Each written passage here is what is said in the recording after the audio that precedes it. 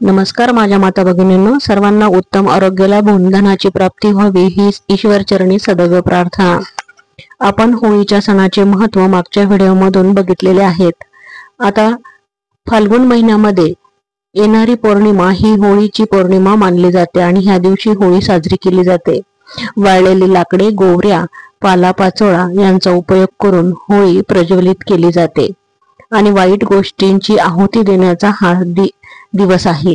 सर्व वाईट गोष्टी विसरून वेगवेगळ्या रंगात रंगण्याचा हा सण दुष्ट प्रवृत्तीवर, वाईट आणि अमंगल विचार यांचा नाश करून वृत्ती आणि आपले विचार चांगले ठेवून ते अंगी बाळगावे हा या सणामागील हेतू। हिला हुताशनी पौर्णिमा असेही म्हणतात। होळी सण हा आनंद, रंग आणि उत्सवाचा दिवस असला तरी काही गोष्टी टाळल्या पाहिजेत, जेणेकरून हा सण सुरक्षित आणि सुखद करता येईल। आपण बघूयात की ह्या दिवशी आपल्याला कोणत्या गोष्टी टाळायच्या आहेत की ज्याने आपला सण चांगला होईल। पहिली गोष्ट आपल्याला करायची आहे की वाईट किंवा अपायकारक रंगाचा वापर करायचा नाहीये। बघा, रासायनिक रंग किंवा हानिकारक रंग ह्या दिवशी वापरायचे नाहीये, कारण ते त्वचांसाठी, डोळ्यांसाठी आणि आपल्या त्वचेसाठी हानिकारक आहे।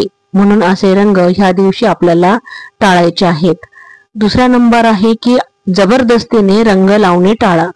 आता काही लोकांना रंग खेळायला अजिबात आवडत नाही, त्यामुळे कुणावरही जबरदस्ती करू नये आणि ज्यांची संमती असेल आणि स्नेहभाव असेल अशाच व्यक्तींना रंग लावा, नाहीतर त्यांना फक्त स्नेहभावेने आलिंगन द्या। तिसरी गोष्ट येते की पाण्याचा अपव्यय करू नका। पाण्याची टंचाई लक्षात घेऊन अत्याधुनिक पाणी उडवणे टाळावे। शक्य असेल तर कोरडी होळी खेळावी आणि नैसर्गिक रंगाचा वापर करावा। मद्यपान आणि असभ्य वर्तन ह्या दिवशी करू नये। अनेक लोक होळीच्या दिवशी मद्यपान किंवा भांग घेतात, त्यामुळे गैरवर्तन होण्याची शक्यता असते। कोणालाही त्रास देऊ नये किंवा सार्वजनिक ठिकाणी अशोभनीय असे वर्तन करू नये।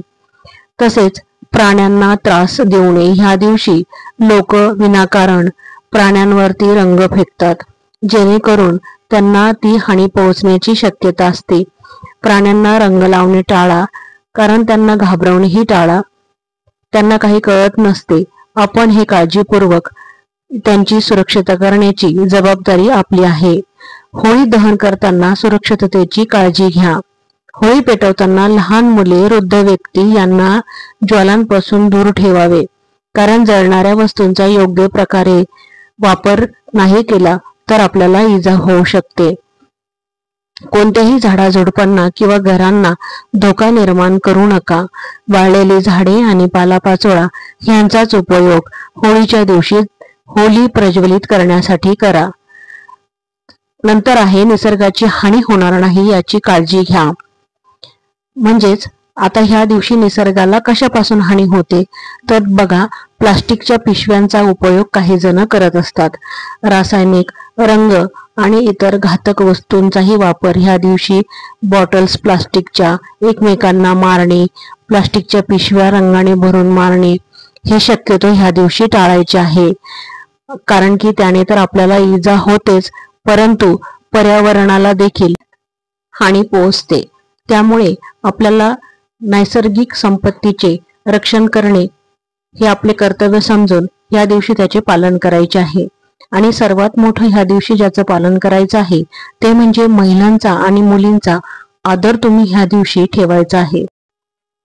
काही ठिकाणी होळीच्या दिवशी महिलांना उद्देशून गैरवर्तन केले जाते, वाईट बोलले जाते, त्यामुळे अशा गोष्टी शक्यतो टाळायच्या आहे। हा सण आनंदाचा असतो आणि त्यामुळे कोणाच्या भावना दुखावल्या जाणार नाही, कोणाला त्रास होणार नाही, इजा होणार नाही, कोणाची मनं दुखावल्या जाणार नाही, याची जबाबदारी आपल्याला घ्यायची आहे। बघा, एक सामाजिक नागरिक म्हणून आपल्याला आपली भूमिका पार पाडायची आहे आणि आपले कर्तव्यही जे आहेत त्याचे पालन करायचे आहेत।